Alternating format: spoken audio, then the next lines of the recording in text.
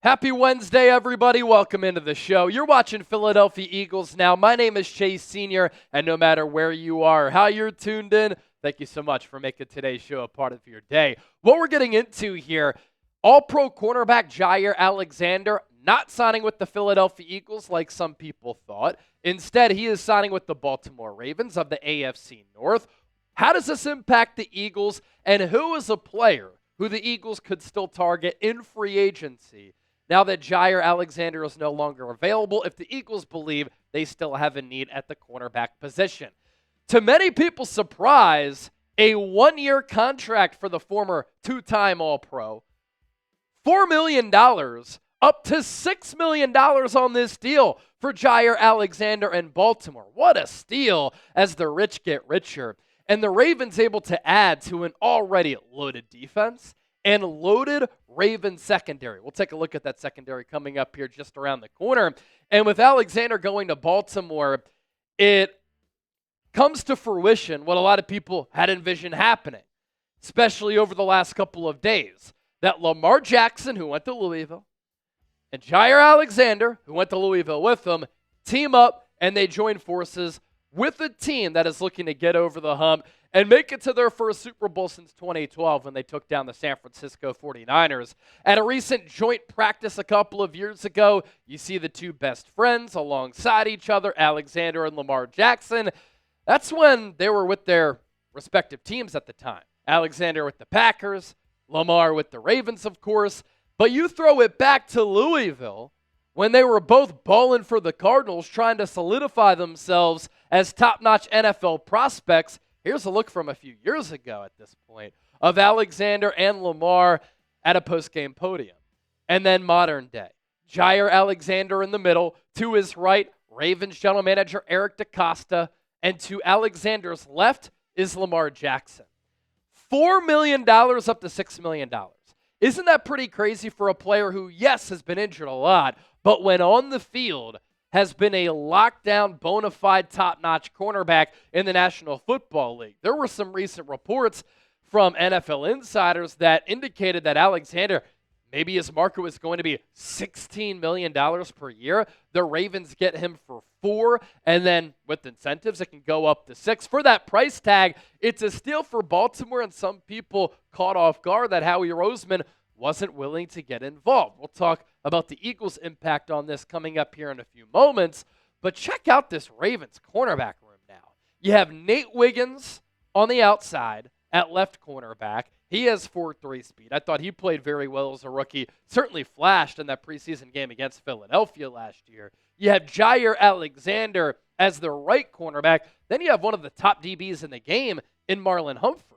As a backup, you have TJ Tampa, Chidobe Awuzie, and then at the safety position, Baltimore drafting a player who a lot of Eagles fans wanted in Malachi Starks out of Georgia. He's going to run alongside Kyle Hamilton, one of the top safeties in the game, who a few years ago, a lot of Eagles fans wanted the Birds to take him. Instead, the Eagles took Jordan Davis ahead of him. And then this Ravens defensive line, a really good one. They have Broderick Washington, Travis Jones, Nnamdi Madubuike. They drafted Mike Green out of Marshall as he fell all the way to Baltimore. He was one of my favorite pass rushers in this draft class. And so this Ravens team is a Super Bowl contender, and today they got better with the addition of Alexander. Of course, yes, this is Philadelphia Eagles. Now, Chase, why are you talking about the Ravens? Because there was some buzz that the Eagles were going to show interest and potentially sign Jaire Alexander. What does this mean for Philadelphia? Look, for an individual on this team, this is great news. Talking about Kelee Ringo. And to me, this says out loud that Vic Fangio, Howie Roseman, really like the cornerback situation with the Eagles that they currently have, and they really think that Kelee Ringo, over 6 foot, over 200 pounds, 4.3 speed, has played well, sparingly, when he's got on the field, is the real deal, and the Eagles are comfortable with what he can do for this defense. And the current outlook of that Eagles cornerback room, when week 1 comes around, September 4th against the Dallas Cowboys, this is my best guess as to what we'll see. Quinyon Mitchell, Kelee Ringo on the outside, potentially Adoree Jackson because Ringo, Jackson going to be competing for that outside corner spot, and then Cooper Jean on the inside. DeJean at Iowa, he played a lot of outside corner. Vic Fangio likes him as a safety as well. So he could continue to be utilized as a chess piece for a defense that was number 1 in the National Football League last year. Adoree Jackson, a capable backup or a starter, has been in the league since 2017.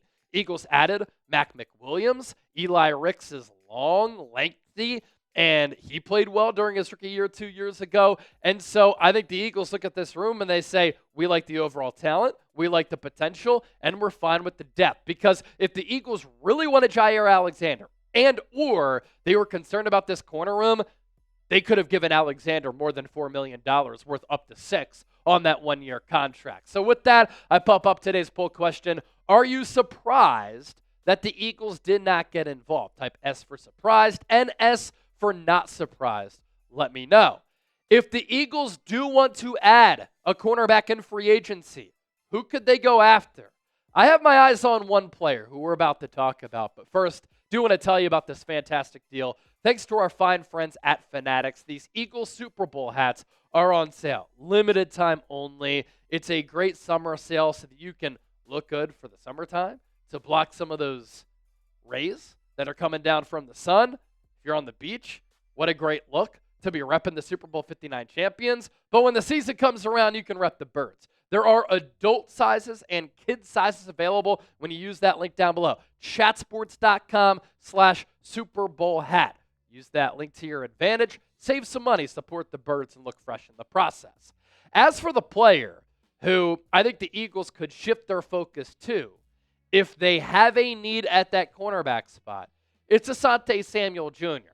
For a lot of you who are around my age, older, you know that his pops, Asante Samuel Sr., terrific cornerback for the Philadelphia Eagles for a long while. And toward the end of Andy Reid's run with the Eagles, kind of in the smack dab middle of it, he was a huge pickup for Philadelphia as they looked to get over the hump and win a Super Bowl. Obviously, they didn't, but Asante Samuel Sr., who was a terrific corner with the Patriots, got a bag from the Philadelphia Eagles at the time. Obviously, the salary cap was a lot different and the landscape of the league was much different. So at that time, getting a bag much different than what that means now. But it was a huge signing by Andy Reid, Joe Banner, and that Eagles organization. And Samuel Sr. was one of the best big play corners and big game corners in the National Football League.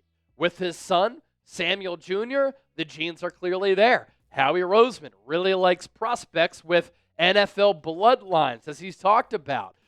There are some injury concerns with Samuel Jr. He's recovering from an April neck surgery.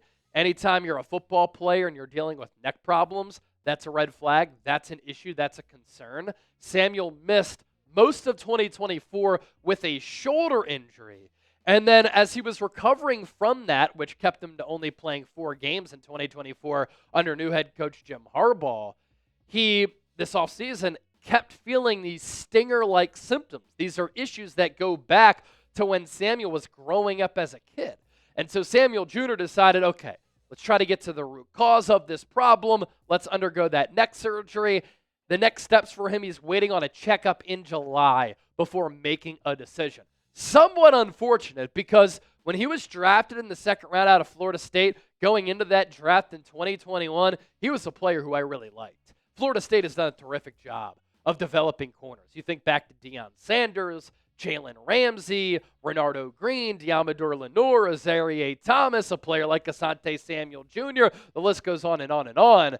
They've done a great job of finding, developing corners. And Asante Samuel Jr. was another one of them. And there's been a big theme for him in his NFL career. Consistently makes plays on the football. Some of you might look at his size because he's under 6 feet and say he's a slot guy. No, primarily he's been an outside guy. So again, if the Eagles did make a move like this would signal, okay, they weren't interested in Jaire Alexander.